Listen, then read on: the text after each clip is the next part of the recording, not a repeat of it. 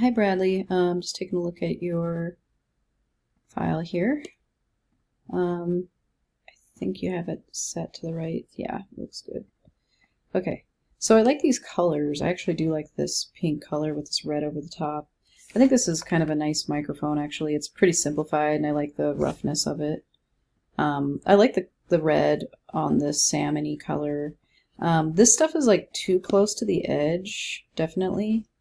So we want to move those away. And also another thing to remember is that there's probably going to be about 1/8 of an inch of white printing around the side of this border because this is a standard. The sheet of paper comes this size, and so when the printer prints on it, it can't make it all the way to the edge. So there will be a white border around it. So you might want to put like 1/8 of an inch white border around just so you know what it's going to look like. So right now, this is the second biggest text besides the tribute title on this design, and I would say the next most important thing is probably going to be the title or the date, time, location. So let's actually size that up and make that the second biggest thing on the poster. You might have to stack this a little differently. You know, that might have to be a little bit more like this maybe, and tuck it down here. I would try to come up with a good font pair.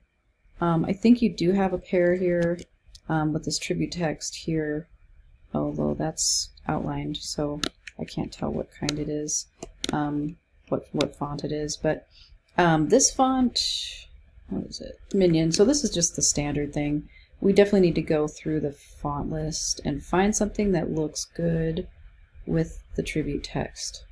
Actually, I kind of like this one. It's condensed. Alternate Gothic extra condensed.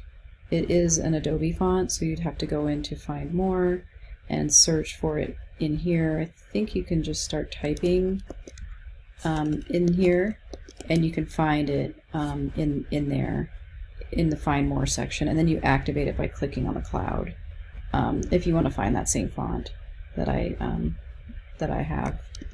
It seems like a condensed font would look good with this. It's a little bit light, but I still like it. I'm going to use this too. And maybe having this, I think it could be bigger now. Oops. Trying to grab this and just make it bigger. And maybe take out at. And that's way too big of a, but maybe something, I don't know why that's, anyway, it's maybe something like this is better.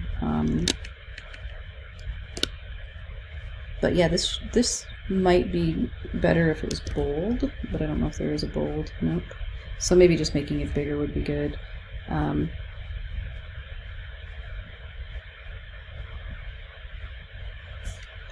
I don't know, maybe something like this.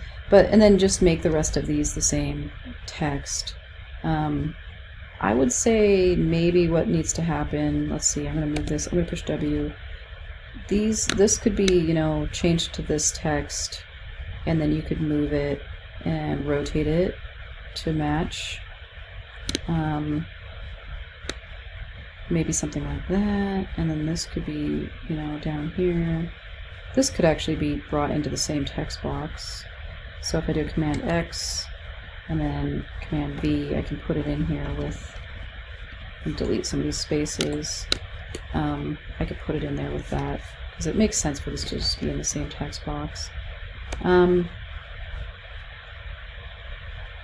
So the KNMC, we're talking about KNMC up here, so we might as well just kind of bring that over up here. The black is kind of jarring, I feel like. Maybe if it was, if we could change the color of the logos to be the red, or maybe another color of like salmon that's a little bit darker, like, I don't know. I mean, you can do it right directly in here, but we could, you know, come up with like a nice kind of pink color that's darker, maybe a little bit darker even than that, so that there's more contrast. But you know, maybe something like that would look good.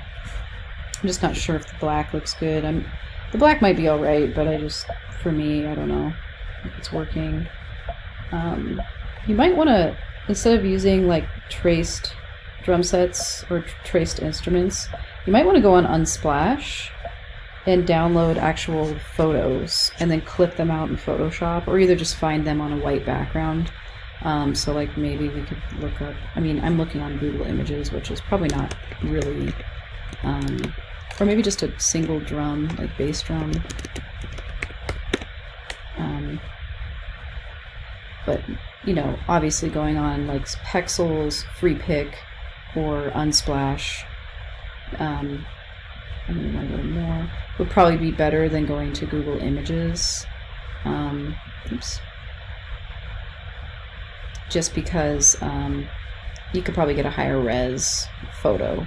But I'm just going to go to Google Images. I'm going to go to Tools, Large. I would say for you might want to search for this on Unsplash, although you might not have much luck. But, you know, finding a good drum, actually this blue color might look really nice with your color scheme. Although, I don't know if I can find, let's see. This is straight on, which might be a little easier to work with, but it has this text. Let's see. Oh, okay. So, Control, click on that, open link, open image. I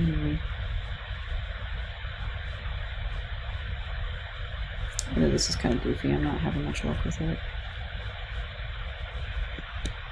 Open image in new tab. Okay, that's actually fairly large. You'd have to Photoshop out the background, but that's relatively easy to do. So Control click on this, save image to downloads. This still might not work very well. I mean, maybe something down here would be better. Like one of these. This one's 2000, but that's actually a really large size, so we could do open image in new tab. So that's pretty good too. We could do Control click or right click, save image to downloads.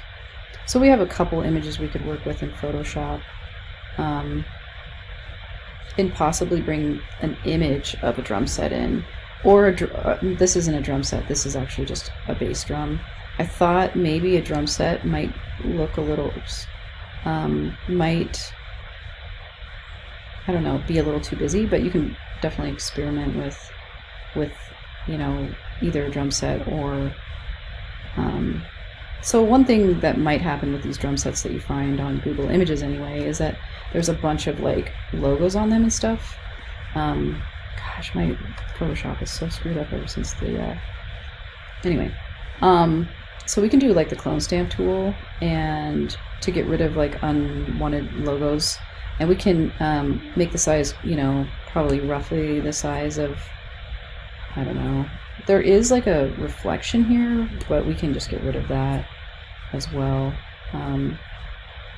So if we do an option click, we can sample from this area, and then you can see that if you click here, you can't really see very good on my computer, but you can actually cover this up and then push option again to just make sure that you're sampling from that area, and you can just put that same black over where, and you can see there's a little cursor, there's a little cross, and that's where it's sampling from. So, and you can actually make your brush harder.